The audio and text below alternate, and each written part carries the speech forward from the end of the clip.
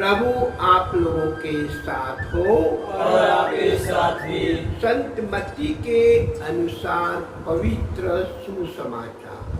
प्रभु की जय। अध्याय 16 वाक्यांश 13 से 20। यीशु ने कैसरिया फिलिप्पी प्रदेश पहुंचकर अपने शिष्यों से पूछा, मानव पुत्र कौन है? इसके विषय में लोग क्या कहते हैं? उन्होंने उत्तर दिया, कुछ लोग कहते हैं योहन बपतिस्मा, कुछ कहते हैं एलियस और कुछ लोग कहते हैं यिर्मयाह अथवा नबियों में से कोई महान। इस पर यीशु ने कहा, और तुम क्या कहते हो कि मैं कौन हूँ? सिमोन पेतरुस ने उत्तर दिया, आप मसीह हैं, आप जीवंत ईश्वर के पुत्र हैं। इस पर यीशु ने उससे कहा, सिमोन योनस के पुत्र,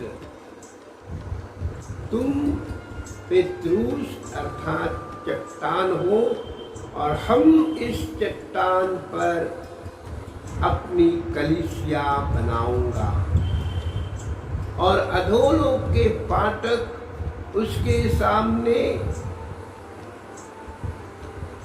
टिक नहीं सकेंगे।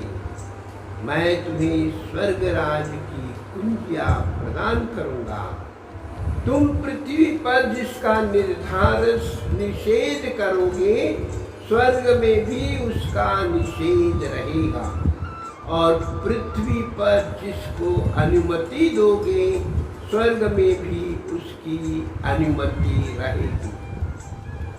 इसके बाद यीशु ने अपने शिष्यों को कड़ी चेतावनी देते हुए कहा, तुम लोग किसी को भी यह न बताओ कि मैं मसीह हूँ। यह प्रभु का सुसमाचार है। इस प्रभु की जय। समाचार के शब्द हमारे पापों को। आज के सुसमाचार में सबसे बड़ा सवाल जो है वो है, ईसा कौन है? हम लोग ईसा के बारे में जानते हैं कि वे एक गरीब और बढ़ई के परिवार में पैदा हुए। हम यह भी जानते हैं उनके इतिहास के अनुसार, जीवन के इतिहास के अनुसार, कि वो कभी स्कूल नहीं गए थे, न कभी स्कूल में एडमिशन लिया था, और न किसी कॉलेज में गए, न कोई ट्रेनिंग लिया था, और न उन्होंने कोई किताब पढ़ी, और न कोई किताब अपने से लिखी है। अपने जन्म स्थान से 200 किलोमीटर की दूरी पर कहीं भी प्रवास नहीं किया। 30 साल की उम्र तक उनको बढ़ई के पुत्र के रूप में जाने जाते थे। 30 साल के बाद वो गांव में, जिस गांव में वो रहते थे, जिस देहात में रहते थे, उस देहात का उपदेशक मानने लगे। इजराइलियों को जो नबियों ने संदेश दिया था, पवित्र वाणी मूसा को मिली थी, संहिता में जो लिखा गया था, वो सब वो अपने लोगों को बताते थे, और मंदिरों में जाकर भी उपदेश देते थे। 35 साल के बाद लोग उनके खिलाफ हो गए, यहाँ तक कि वो इतने परेशान हो गए उनके कामों से कि उन्होंने उसका मौत की सजा देने के लिए सूझा। मौत की सजा क्यों? जबकि वो चंगाई का कार्य कर रहे थे, बीमारों को चंगा कर रहे थे, अंधे रंगने लूले कोड़ियों को अंग दे रहे थे, मुर्दों को जिला रहे थे और भूखों को प्यासों को खिला रहे थे, उनके पर तरस खा रहे थे, उन पर दया कर रहे थे, वे हमेशा कृपा कर रहे थे। हमेशा कोई भी अच्छा काम उन्होंने किया जो जीवन देने वाला था, जो मन की शांति देने वाला था। फिर भी लोग उनके प्रति कुछ ऐसे विचार कर रहे थे कि ये कोई महात्मा है, ये कोई नबी है, ये कोई एलिजा आया है, ये योहन बपतिस्ता ही आया है। और यहाँ तक कि लोगों ने कहा कि ये बेल-जुबेल की सहायता से, अर्थात शैतान की सहायता से ये कार्य कर रहा है। और उनको इस फंदे में फंसाकर वे उसको मौत की सजा देते हैं, जबकि उनका कोई अपराध नहीं। फिर भी उनको मौत की सजा मिलती है और वो मौत की सजा भी बहुत कठिन थी और वो है क्रूस पर मौत। क्रूस को ढोना था, कांटों का मुकुट पहना था और क्रूस पर ठोका गया। क्रूस पर ठोकने के बाद उनको दफनाने के लिए उनके अपने परिवार की कब्र नहीं थी, उनको दूसरे परिवार की, दूसरों की उधारी में कब्र लेनी पड़ी और उधर उनको दफनाना था। कृष्ण में प्यारे भाइयों और बहनों, इन्हीं लोगों को प्रभु यीशु पूछते हैं, अपने शिष्यों को, जिनका उन्होंने गठन किया था, जिनको उन्होंने चुन लिया था, जिनके साथ खाया पिया, जिनके साथ रहे, घूमे फिरे, उनके सामने ही ये सब चमत्कार किए, उन लोगों से प्रभु पूछते हैं, तुम क्या कहते हो कि मैं कौन हूं? सब लोग शांत रह गए और शांत होने के बाद उन्हें वो रट लगाई कि आप मुक्ति दाता है, शांति दाता है, जीवन दाता है, आपको चंगाई देने वाला है, आप दयावान हैं, आप कृपावान हैं। सारे विशेषण उन्होंने उनको दे दिए। प्रभु संतुष्ट नहीं थे। प्रभु ने उनसे कहा, तुम क्या कहते हो? व्यक्तिगत अपना अनुभव बताओ, तुम क्या कहते हो? सब लोगों के मुंह बंद, लेकिन संत पीटर उठकर बोलते हैं, आप मसीह है, जीवंत ईश्वर के पुत्र है। और प्रभु उनको क्या कहते हैं? स्वर्ग की कुंजियां मैं तुम्हें दे देता हूँ, स्वर्ग की कुंजियां मैं दे देता हूँ, जिनका आप निषेध करोगे, अर्थात जिनके आप पाप माफ करोगे उनको आप, और जिनके पाप नहीं माफ करोगे उनके पाप माफ नहीं होंगे। क्या हमें प्रभु ने कोई ऐसा अधिकार नहीं दिया है? दिया है, उसका जवाब है दिया है, लेकिन हम अभी तक समझे नहीं। हमारे पास कोई ऐसा ठोस अनुभव नहीं है कि हमने प्रभु को पाया है। हम उस भीड़ में जाने वाले हैं, जैसे कुत्ते भीड़ के साथ जाते हैं। मेरे जीवन की घटना है कि मैं अंधेरे में जा रहा था, अंधेरी रात थी और वहाँ पे बहुत सारे कुत्तों का जमावड़ा था।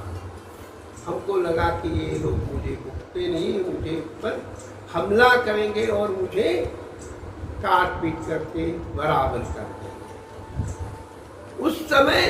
उसी समय एक कुत्ते ने, ये भी देखो कैसी ये है, उस समय एक कुत्ते ने एक खरगोश को देखा। और दौड़ते हुए भोगते हुए वो खरगोश के पीछे दौड़ा, तो सारे कुत्ते भी भोगते हुए उस कुत्ते के पीछे दौड़े। कुछ समय जाकर वो थक गए, थकने के बाद हाँफने लगे। लेकिन जिस कुत्ते ने देखा था उस खरगोश, वो रुका नहीं, वो गया और अपने शिकार को प्राप्त किया। अब यही एक सवाल है, क्या हम उन कुत्तों के समान भीड़ में चलने वाले लोग हैं जो कहेंगे कि हाँ प्रभु यीशु चंगाई देने वाला है, मुक्ति देने वाला है, वो जीवन दाता है, पालन करता है, तारणहारा है। हमारे जीवन में क्या अनुभव? मैं बहुत बात लोग कह चुका हूं। मेरे जीवन का अनुभव वो है, एक लाचार युवक, एक भटका हुआ युवक, एक गरीब युवक, एक अनाथ युवक, एक निराश युवक। मैं उसके अंदर प्रभु को देखता हूं। जब मैं उसके अंदर प्रभु को देखता हूं तो हम सब कुछ उसके लिए करने के लिए तैयार हैं, क्योंकि मैं उस युवक के लिए नहीं, उस प्रभु के लिए करता हूं। अब यही सवाल हमारे लिए भी है। हम ईसाई हैं, क्रिस्ती हैं, कैसे जीते हैं और कहाँ पर प्रभु को पाए हैं? क्या हमने कभी प्रभु को पाया है? कहाँ पे पाया है? बिल्कुल हम पाते हैं, हर समय हम पाते हैं। अभी हम मिस्सा में आए हैं, बैठे हैं, मिस्सा में भाग लेने के लिए तैयारी किए हैं, पाप स्वीकार किया है। वहाँ पर प्रभु है, क्योंकि प्रभु ने क्या कहा है, जहाँ एक या दो मेरे नाम पर एकत्रित होंगे वहाँ पर मैं उपस्थित हूँ। अभी हमने पवित्र वाणी सुनी। पवित्र वाणी जब हम सुने और इसके बारे में समझा रहे हैं, ये पवित्र वचन है। इस पवित्र वचन में हम प्रभु को पाते हैं, क्योंकि प्रभु ने कहा है, संत लूकास में प्रभु ने कहा है कि जो तुम्हारी वाणी सुनेगा वो मेरी वाणी सुनेगा, अर्थात जो शिष्यों की वाणी सुनेगा वो मेरी वाणी सुनेगा। प्रभु हमको वहाँ पर भी इस पवित्र वचन में भी मिलते हैं। और तीसरी बात, हमको प्रभु कहाँ पे मिलते हैं? परम प्रसाद में मिलते हैं। परम प्रसाद में हम प्रभु को आत्मसात करते हैं, प्रभु हमारे दिल में आकर बैठते हैं, हम प्रभु के साथ एक हो जाते हैं, प्रभु के साथ संयुक्त हो जाते हैं, प्रभु के साथ जुड़ जाते हैं। और वो हमारा एक बहुत बड़ा अनुभव है। लेकिन इस अनुभव को हम कहाँ तक ले जाते हैं? सिर्फ चर्च में बैठकर या चर्च के बाहर? अब हम तो ये नहीं कहेंगे कि सिर्फ चर्च में ही प्रभु मिलते हैं, लेकिन प्रभु हमें कहीं पर भी मिलेंगे। कहाँ पर मिल सकते हैं? एक गरीब असहाय बैठा है रास्ते पर, एक लावारिस कोरोना के कारण अस्पताल में जमा है, एडमिशन लिया है, अस्पताल में उसको भर्ती कर दिया है। या कोई भी गरीब जो भूखा है उसको खाना खिलाए, जो नंगा है उसको पहनाए, कपड़ा दे दे उसको पहनने के लिए, वहाँ पर हम वहीं पर हम प्रार्थना करते हैं उसके लिए। और जब प्रार्थना करते हैं, जब भी प्रार्थना के लिए हाथ जुड़ जाते हैं, प्रभु हमारे बीच में रहते हैं, क्योंकि उन्होंने ये कहा, जहाँ एक या दो मेरे नाम पर एकत्रित होंगे, मैं वहाँ तुम दोनों के बीच में। प्रभु हमको मिलते हैं उस आदमी में भी, जिस आदमी की हम लोग मदद करते हैं, जिसको खिलाते हैं पिलाते हैं, जो आवश्यकता के अनुसार उसकी आवश्यकताएं पूरी करते हैं, प्रभु उनमें है। क्योंकि प्रभु ने क्या कहा है, मेरे छोटे से छोटे भाई बहनों को आप कुछ भी करेंगे वो मेरे लिए है। प्रभु हमें वहां पर भी मिलते हैं। प्रभु हमारे अपने अंदर आत्मा में हमको मिलते हैं। कब?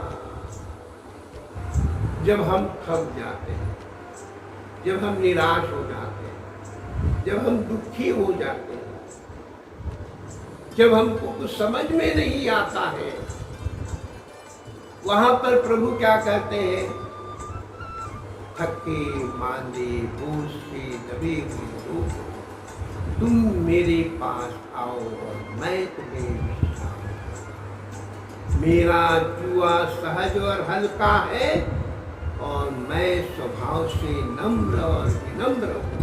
तुम भी उसी प्रकार के बनो। मैं तुम्हारे साथ हूँ, तुम्हारे पास हूँ, तुम्हारे हृदय में हूँ। मैं कहीं दूर नहीं हूँ, मैं तुम्हारी हमेशा सहायता हूँ। ख्रीष्ट में प्यारे भाई और बहनों, हमें प्रभु हर समय, हर वक्त, हर पल, हर क्षण मिलते हैं। बस हमें पहचानने की शक्ति होनी चाहिए। तो हम आइए प्रभु पहचानने के लिए प्रभु से वही शक्ति मांगे, वही प्रार्थना करें कि प्रभु हमें कृपा और आशीष प्रदान करें। पिता, पुत्र और पवित्र आत्मा के नाम